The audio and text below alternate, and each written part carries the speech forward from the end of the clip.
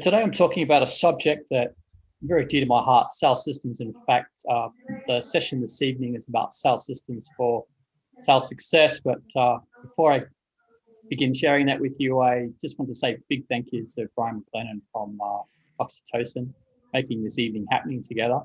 And we've got a lot of guests this evening as well, and some of them experts. So hoping these folk can also chime in towards the end and share some of their experiences as well. I design and build sales systems for small companies across Asia Pacific.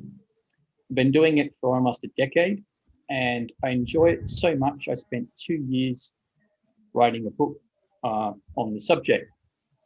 And I'd like to begin with perhaps just giving you a definition of what I think a sales system is. I reckon a lot of you in the room have heard of a sales process, a funnel, a pipeline. And if that be the case, you're kind of 50% of the way there of understanding what a sales system is. Okay. Have everybody, I reckon everyone has, but just is there anybody that's not heard or not familiar with those terms? Sales process, sales funnel. Now, we all know what they are. Now, what's the definition or the difference between a sales system and a sales process? I think a sales system is just a little bit more encompassing, because you see, when I design and build a sales process or a sales system, I'm not just interested in the different parts of the sell or the different stages. I'm really interested in all the words and pictures that are going to be contained within the system, all the kinds of applications we're going to need to serve those words and pictures, and the various kinds of interactions that we plan to have. So I'd like you to think about a sales system as just being a little bit more end-to-end or comprehensive. And I'd also like to share with you what I think it ain't. You can take a look at this link. I'm going to share this deck with Brian later on, so you can have a look at this link yourself. But this was just an article that was written by Salesforce.com back in the early 2000s. And they're just talking about how the fact that you have CRM means that you actually don't necessarily have a sales system. And I get this all the time from people when I first begin working with them and say, oh, I've got a sales system because I've got CRM. So there's nothing else really much to it. And yes, while it's true that, CRM may be perhaps one of those applications that you might be using as part of your sales system, it isn't itself a sales system. It cannot anticipate the kinds of customer interactions. It can't write content for you. Sometimes it might even be able to help you define who your customer profile is, but certainly not at the beginning. So while CRM is really important, it's by no means the whole encapsulating system, but perhaps only one part of the process.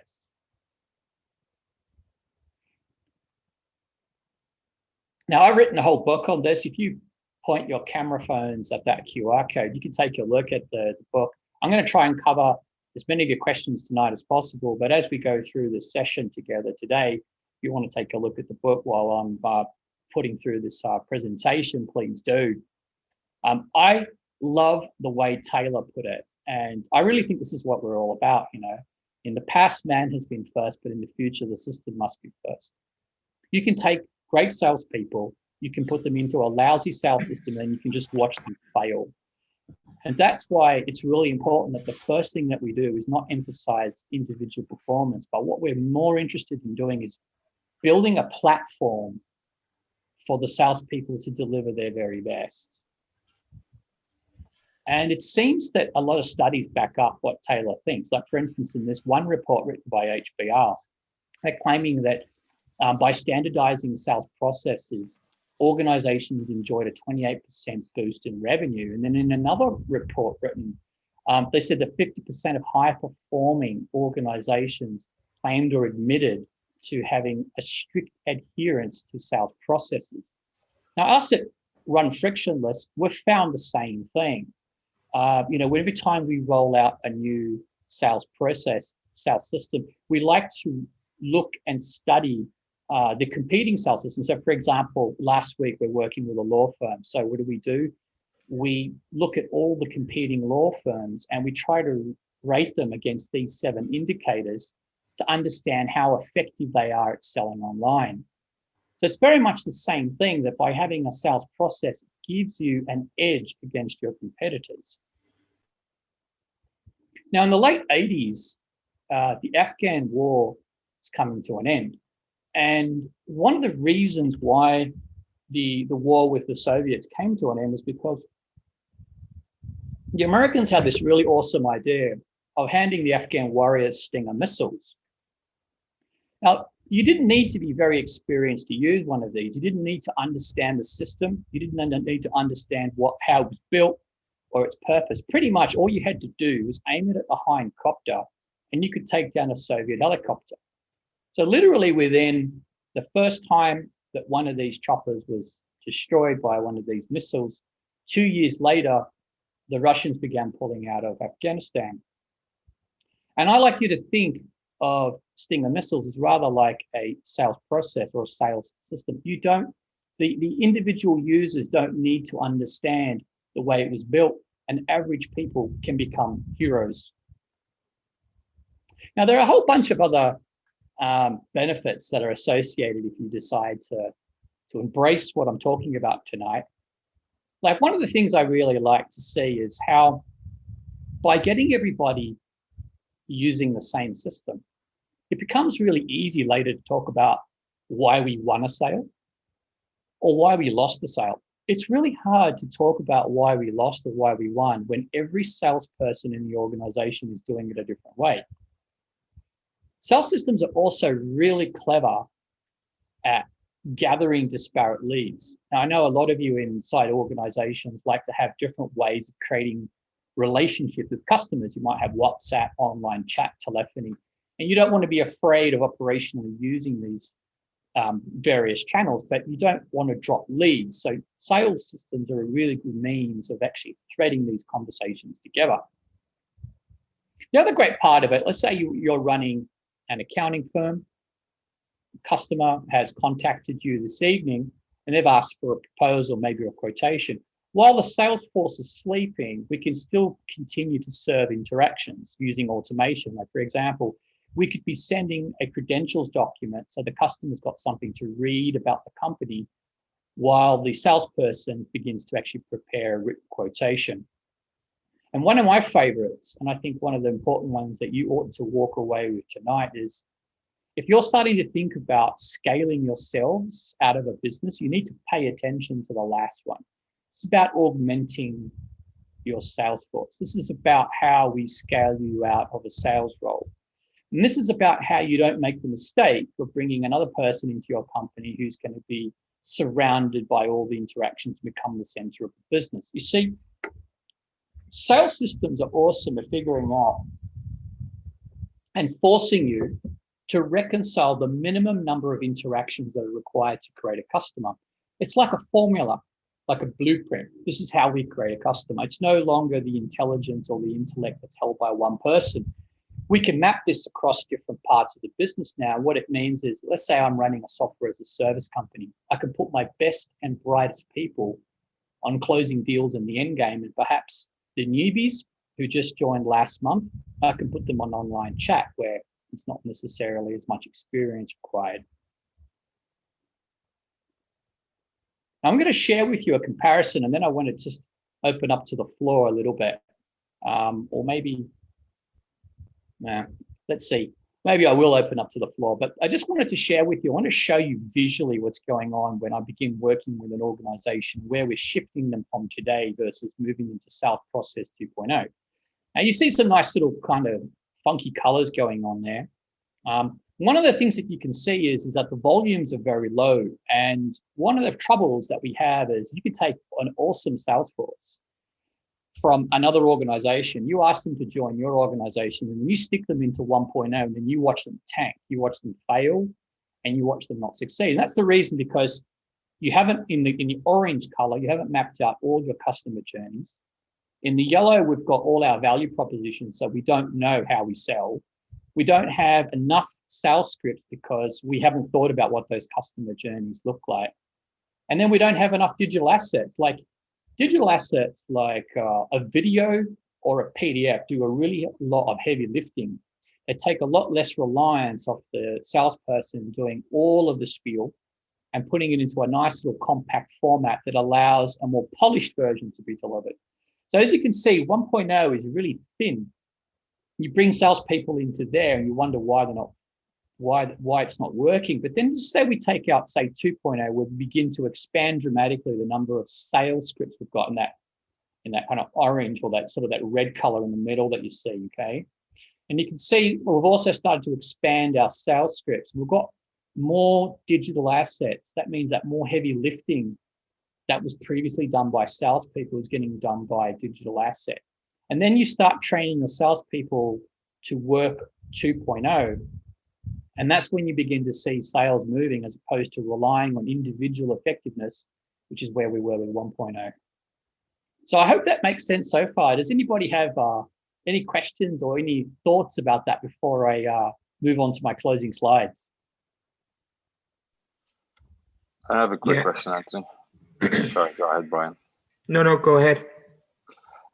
With regards to the sales scripts, right? Like how a lot of organizations are using it. How can you make sure that you're still actively listening to the needs of the client and that people are willing and able to think on their feet and respond to what the client really needs rather than what's on the script? Yeah, it's a really good question. And so I'd like you to first, I just want to draw an analogy, okay, between certain types of salespeople, right? Like, and I want to draw an analogy between actors and salespeople, okay? So in the acting world, you get these, what they call method actors, and you get these other ones that are called impromptu actors. These are people who can script, who can direct.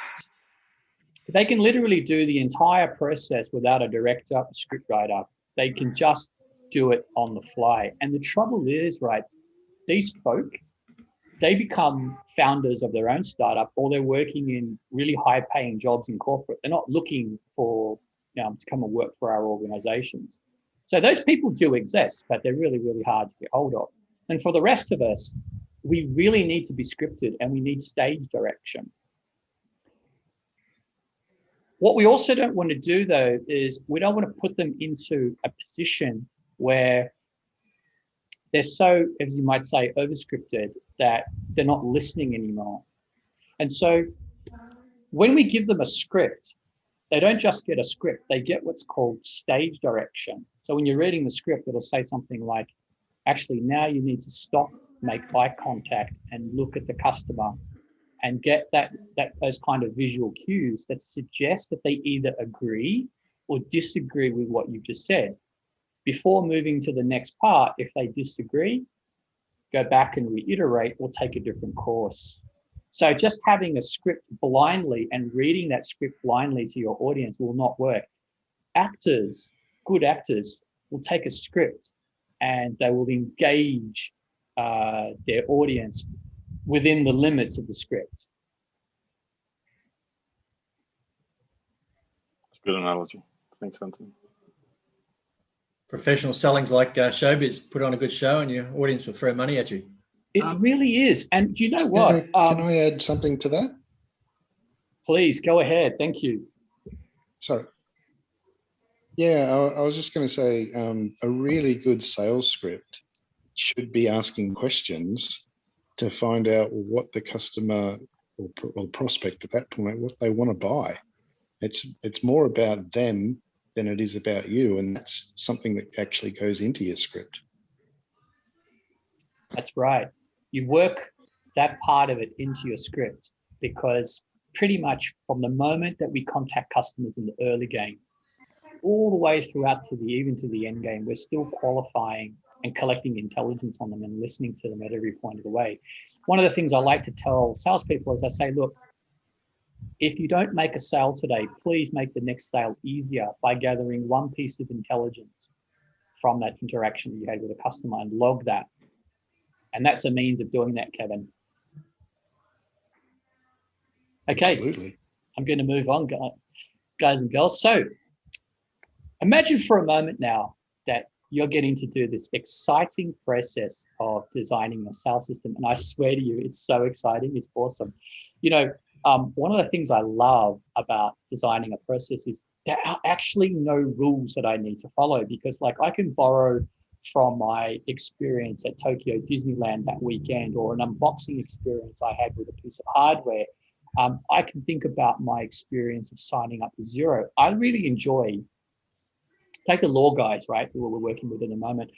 We're looking for experiences that nobody else in this industry has ever seen, because what happens over time, we realize when we run friction tests, is industries optimize because they copy each other.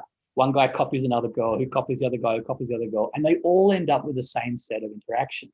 And so the very first thing I love to do is just take bunches of interactions that these customers in this industry have never seen, and then put them straight into the sales system. It's like dropping a bomb.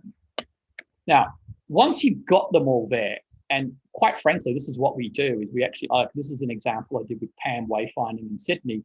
We put them up on a wall so that every day we move them around and we keep thinking about them and we talk about how to master them.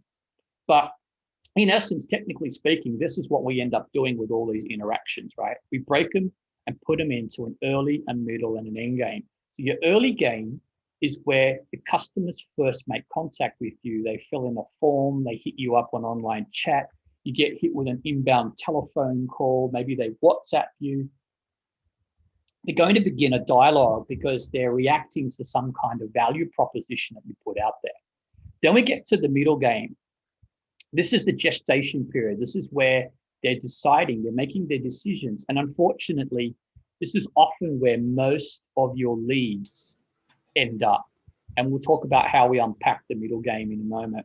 And then, of course, the end game is how do we move them towards making that shift from being a prospect to being a customer, okay?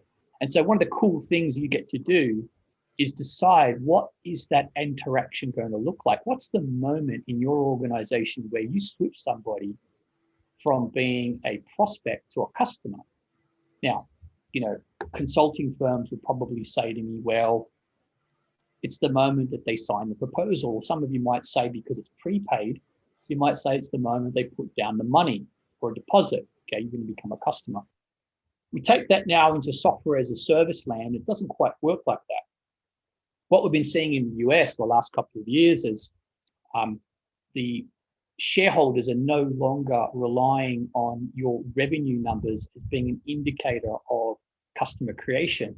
They're now thinking about transaction T plus 30 days or T plus 60 days of customer success. That means you have one more metric you've got to hit in the end game. Could be number of times they log in, amount of setup completed, could be times they've logged in, how much has been completed in the setup. It's some kind of measure of utility. So you could be looking at that as being your measure of where that customer shifts from being a prospect to a customer, and now you can count them in CRM as being a customer. Okay, now I'm going to leave you with one tip.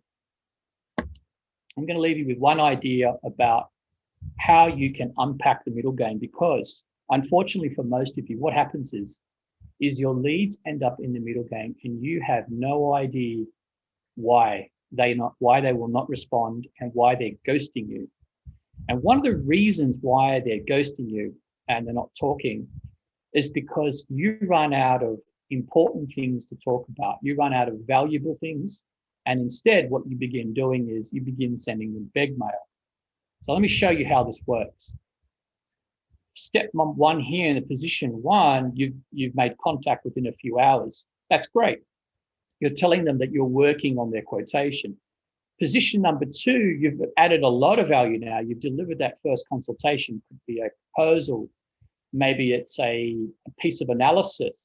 And then shortly after, because you have nothing else valuable to say, during that gestation period, you start firing beg mail at them. Okay, beg mail is something like along the lines of this, right? Hey, Sally, how's the cat? Just wondering if you've opened up my proposal. Beg mail number two, this is day 3. Hey, Sally, how's the proposal looking? I really need some feedback on it. Day 5. Okay, Sally, it's getting serious now. I'm dying over here. I need you to open the proposal and give me feedback. You see, what happened is you disappeared because you had nothing else valuable to communicate. You just began annoying them. And I'm going to teach you a strategy to get around this. And the reason why I want you to get around it is because 70% of your competitors do this. It's beautiful. When we run friction tests, right? Like we will go in and reverse engineer out of companies. We read all of their correspondence and we know where they run out of value propositions. 70% of the organizations will embark in beg mail. It's where they've got nothing else valuable to say. So if you want to stay alive, you want to stay recognized, you want to build your brand, all you have to do is avoid beg mail. And rather than build a funnel, which is what the whole industry's been telling us to do, build sales funnels, and they're kind of like an arrow, right? Like it's shaped like a funnel. I want you to build a bloated fish. So it works like this. In the early game, when you begin getting contacted by different prospects, through your CRM, you want to start using tagging. You want to make automated decisions about what kind of customer profile you're serving. That's what happens in the early game. And then in the middle game, you're going to create hyper-personalized experiences. You don't want to create funnels. Funnels are rubbish. You want to create hyper-personalized experiences. You want to understand Sally in depth. So you take that customer profile and you're going to start thin slicing and breaking into variants. And you're going to say, we've got variant A, B, C, D. So as you can see in the middle game right here, I've got 1, 2, 3, 4, 5, 6, 7, 8. 8 tracks. They're all parallel universes. I've got different prospects running through various tracks. They don't know that they're having different experiences with my organization. They don't know that those set of interactions are completely different from the other folks. They just think they're talking to my organization. And then slowly we begin funneling them either to a single or to a suite of products that we're setting them up for the end game. You see, you kill your competition right at the beginning of the middle game. The moment that you begin to truly understand who they are, stop sending them rubbish drip mail campaigns and start those kind of hyper personalized experiences and set yourself up to kick a goal in the end game. So thanks very much, folks. And I hope that's useful. I'm going to take questions now.